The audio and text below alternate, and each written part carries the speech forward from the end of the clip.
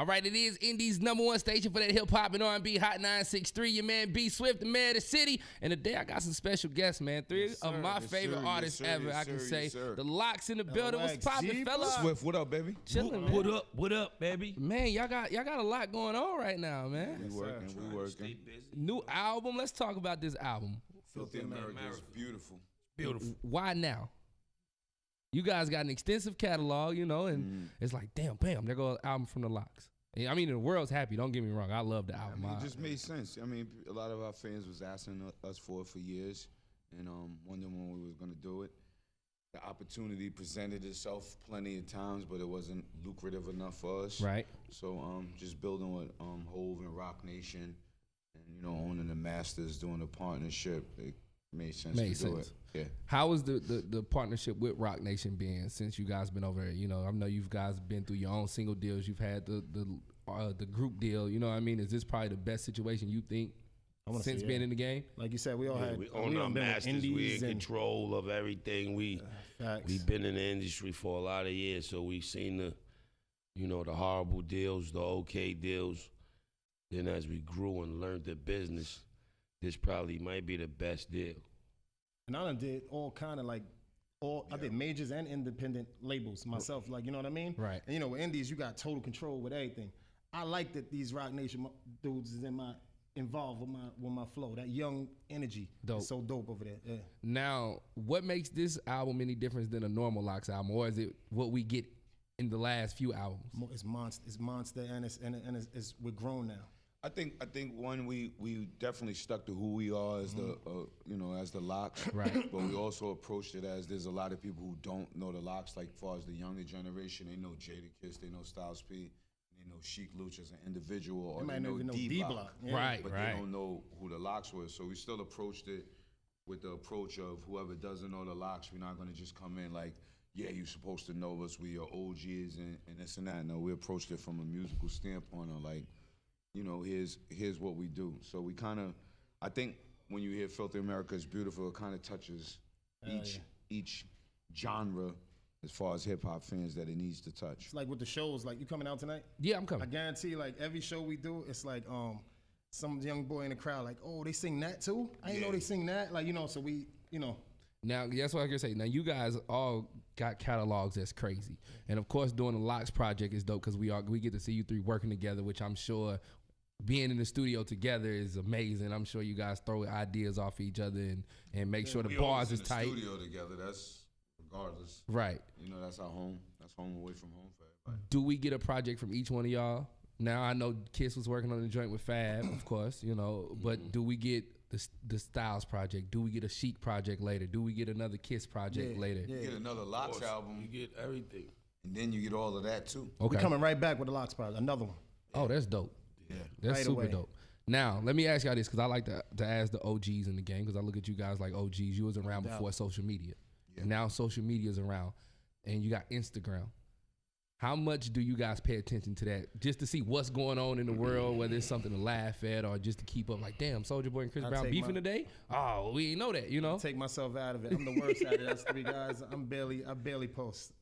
I need to get more on it, but I use it for promotion and stuff like that. I don't put my heart in it. Right. Some people take it. They can't. It's their stop. world. Yeah. You know what I mean? I look at it a lot.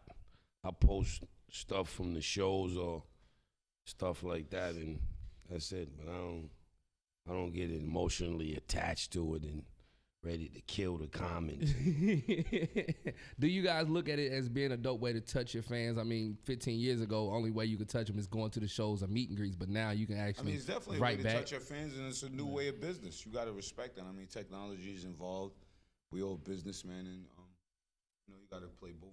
It's a double-edged sword. Right. You got to play both sides. The whole of the social field, media is double-edged. I like it as far as like connecting with the fans, and thank you for being. I tell people, thanks for having us last night or whatever.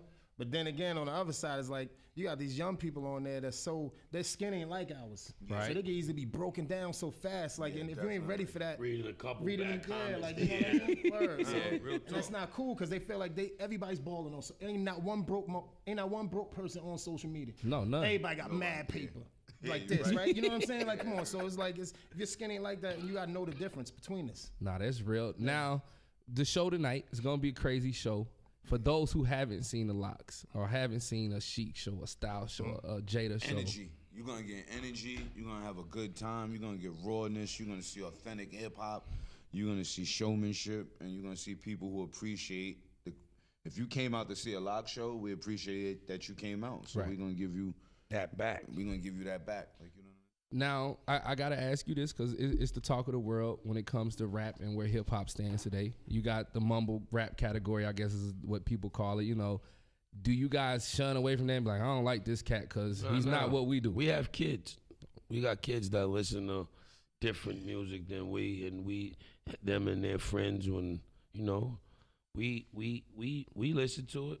We turn up to it in the club, or, you know what I mean? It might not be our particular cup of tea for when we in our own zone or in the highway or amongst our contemporaries or working out, but we embrace all of that, all of the new music. You know what I mean? Nah, that's real. You have to. You have to. Yeah, it's part of the culture. Like, once the OGs start hating on the young G's, it's gonna diverse the culture, and then everybody creates a war. Suffer from it creates a war that nobody needs. Do that. Yeah, and that's young men making money too. Like, you know what I'm saying? It's keeping them out of jail. It's keeping them out of the cemetery. It's keeping them out of the long arm of the law. So you gotta big up little bro getting money and doing this thing. You know what I mean? So it's gonna have to meet at the table somewhere. Or it's gonna go back around.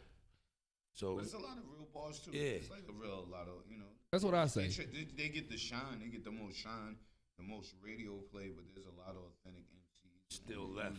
You could find them. You just got to search for it, look for it, and know your cup of tea. You know.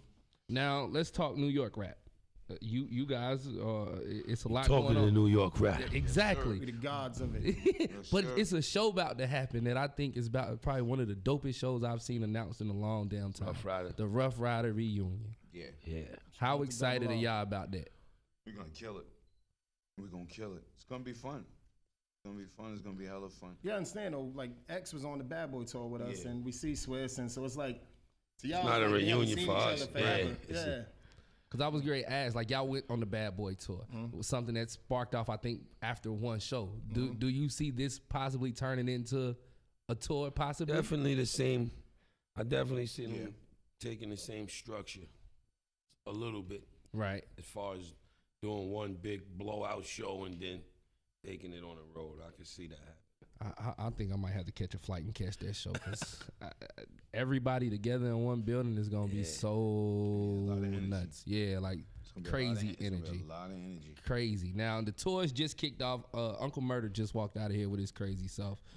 What's been Shout out to him, man. He been rocking every night. Shout out to Murder. Down Flamingo. He definitely holds it down. So far, you've only been, I think, 5 cities so far. Which has been the best city so far? And I don't want the generic answer either. Cleveland for me. Cleveland? Yeah, the land was nuts, dog. Cleveland was crazy. The Natty was crazy, the Natty too. was crazy, too. Yo, every night it seemed like they trying to outdo the next city. Next city? Yeah, bro. For real. The Natty, damn.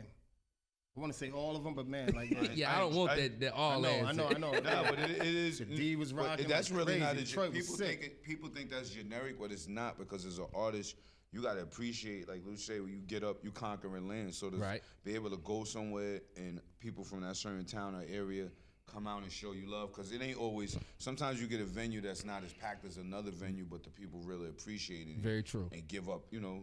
Give you that same energy like it's 10,000 people. So you appreciate it, like, you know what I'm saying? So it's an experience every time you go somewhere. So when we touch your city, like, you know, it's like we bonding with them. It's D-Block, it's them.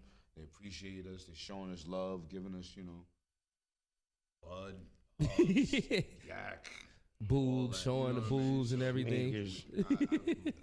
Brother appreciate it all, because you ain't got to be out. Right. You be home sitting on the couch. No, that's real. Now, before I get you out of here, I want to talk about the single you guys released with Fetty. What made you guys decide to jump on that and be like, yo, this is the one we're going to go?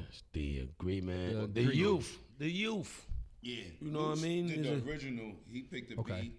He got busy to it. Yeah, we laid the song. Shout out to Jimmy Dukes, the producer. And Dice Payne. And then after the song was done, we was all listening to it, and then Kiss suggested Dice Payne on the hook, we bring Fetty. Because we just like to listen to the bars, see who we think out fit on the song Right. with us, and then we make the call.